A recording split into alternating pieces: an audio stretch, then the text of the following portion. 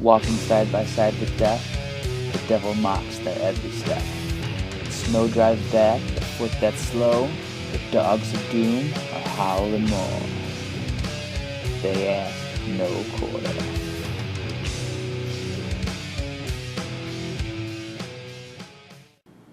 Hey, how's it going out there in internet world, YouTube land? How are you? Everything's going good over here at this end of the fish tank.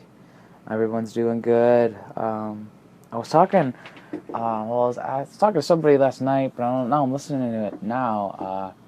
The idea of, like, I have my citizenship, I'm American, and I can get an American passport, and how far American passports let you travel. Like, I saw this list, and I was talking about it, of the most powerful passports in the world. And if you have a passport, I don't think Americans were as powerful, but I think, like, in England, an English or United Kingdom passport is one of the most powerful, or even a Canadian passport or French passport are the most powerful passports in the world, meaning you can go the most places.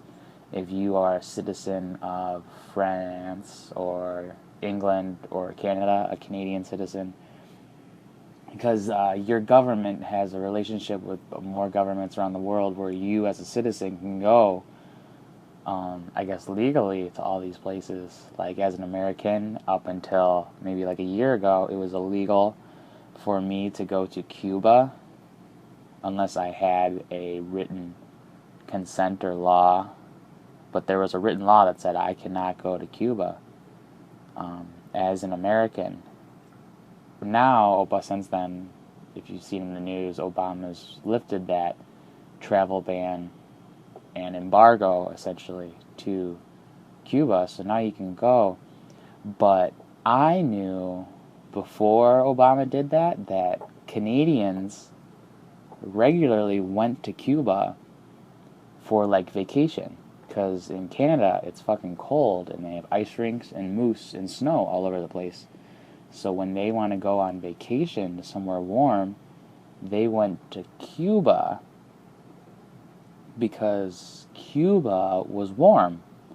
In America, like, if you're from Wisconsin or close to Minnesota or close to Canada, up in that northern part of America, or Maine, or just northern America, it's cold too. It's just like living in Canada. What we do is we travel, not internationally, we would travel to Florida, because it's domestic. You don't need anything to get to Florida as an American citizen. You can just cross state lines because you're American. Canadians don't have a Florida, so what they did is they would go to Cuba for vacation, and it was crazy cheap. Apparently, it's way cheaper to go to Cuba and hang out on the beach than to go to Orlando and pay money to go to Disney World. It's still the same beautiful weather, but a lot of people have been going to Cuba. So it helped me kind of understand the powerfulness of your passport. And I'm American and have this mentality that America is fucking number one. We are the biggest and best at almost everything, or a majority of things. Majority of things as an American, I believe we're the best at. And I thought that about our passport. We have the most powerful because we are the most powerful passport. It turns out it's the opposite. It's your government represents you as the citizen, and it's your government's relationship to other national governments that dictates whether or not you can go. I know we have a rather powerful one. Like, there's 200 countries in the world, and I think we can go to, like, at least 150 of them, 180 of them. I think there's like 20 we can't go, or actually, I think that's a lie. I think there's like 5 that we as an Americans, that country does not want us there. North Korea being one of them. You're just not allowed to go. But and then there's a lot of places for passports where you are allowed to go, but you need that government's approval to go. And there's other governments where you don't even need their approval. You can just show up and they'll let you in because they know you're American. Like, as an American going to China or a Chinese person going to America, you need it's called a visa. You need a visa to go, and it says what you're doing, when you're going to leave, how long you're going to be there. Because America and the Chinese government have that kind of tumultuous relationship where they're like, what are you doing? What are you doing? What are your people doing? What are your people doing? You have a lot of people. You don't have a lot of people. My dog just sneezed. Bless you. But the fact that we have, I think it's for one American, there's 3 Chinese people. So we have to watch 3 times as many people than they have to watch, and but we can go to Japan without any problem. But Japanese and Chinese people don't like each other, like Cuban and Colombian people, Mexican people don't like each other. They're all Hispanic, they're all Asian, but they have differences. Like English people don't like French people. It's very weird. It's very, very odd how the dividing lines set among geography and society and nationality and socially and gender, and I am very, very I don't want to say interested in them, but I love exploring the idea of what if we either move this line or make it thicker, or what if we just get rid of it completely, make sure there's no lines. I love the perspective of looking at them through all those, like the what's it called? They're called thought experiments, where you just think of, you say, what if, insert fill in the blank, and then you just think about that and you come up with the conclusions about what life would be like or what it would be like having that thought experiment run free and true in your mind. That's why it's called a thought experiment. You're allowed to think it, and that's what's cool about being a human is you're not allowed. You can visualize the future. You can think about the future. You can visualize what you want. You can visualize what could happen. That's how most things were built. Everything came out of our imagination. We imagined it, and then we did it, and then it is. Like the Brooklyn Bridge in New York City, connecting Manhattan Island to, I think it's the state of New York, Brooklyn, because Manhattan Island's right in between New Jersey and New York. So when you go from the island across the Brooklyn Bridge and go to Brooklyn, go to New York City, New York State. So from New York City to New York State, crossing that bridge is built like with bricks, and it's built with like steel, and it's huge, and it's massive, and they didn't have like gnarly steel factories. What are they called? A steel mill. They didn't have steel mills to build big dumb steel things, so what they had brick. So like the Brooklyn Bridge, if you look at it, it's just this massive piece of brick, and in between them are suspended with like wires, and that's the bridge. But like the 2 like upright pillars of the Brooklyn Bridge, somebody had to imagine that, and just looking at it now is huge. Just to look at the Brooklyn Bridge.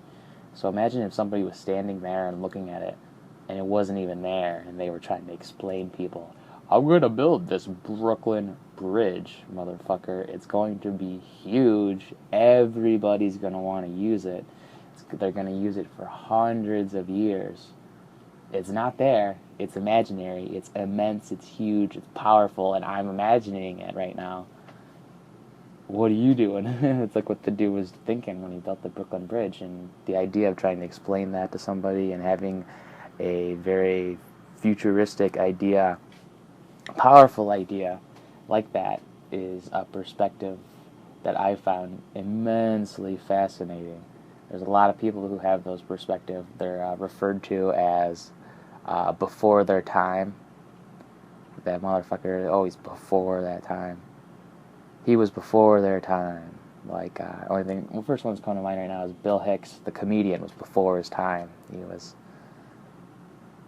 before their time. I don't know. Grateful Dead band was before its time. Born in the wrong generation, essentially. But I love the perspective that those kind of people have. I love the perspective that just thinking about perspectives can bring you. So just having thought experiments about what this could be, and you just think about it and explore it even further, and just have that open mind to be like, oh yeah, that could totally be. Oh yeah, that could totally be. And you're just constantly saying, oh yeah, oh yeah. Not like, oh no, that could never happen. Like, oh, we're going to go to the moon. I'll see you later. What? Yeah, right, you're not going to go to the moon. 1969 rolls around. It's one small step for mankind, and one big fuck you to the dude who said I couldn't go. Essentially. So, moral of the story is do what you want, even if it's before your time. That's going to be my advice, and I'm going to give it. It's easier said than done. I have ideas as well that could definitely fall in between those parameters that I feel that they're kind of futuristic. It's possible, but not in this day and age.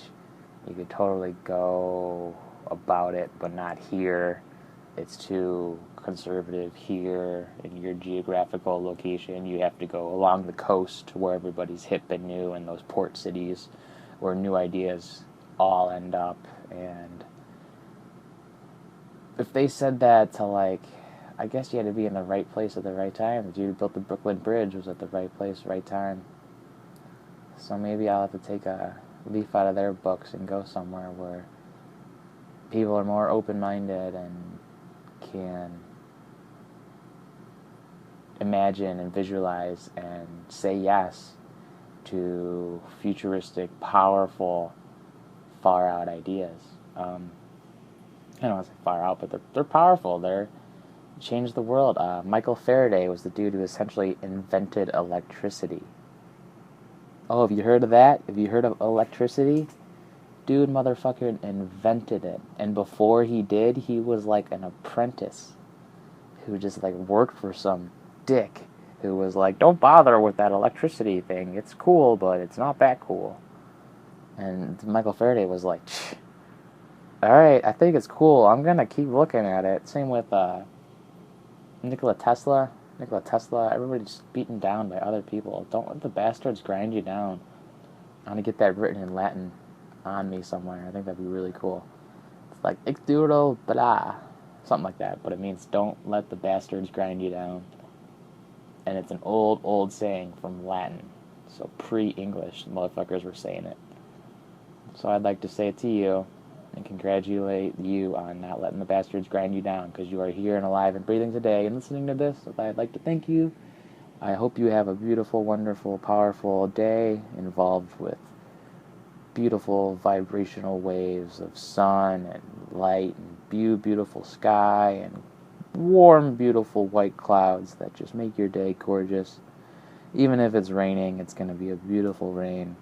Wash away all the bad stuff. Even if it's snowing, even if it's cold, you guys have a great day. The weather doesn't make you, you make the weather. Haha. Have a wonderful day. Thanks for listening. Powerful vibes.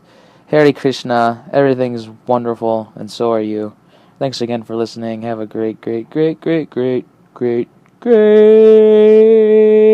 day. See you later. Big kiss. Mwah. This is a podcast of hope. Close the door, put out the light. You know they won't be home tonight.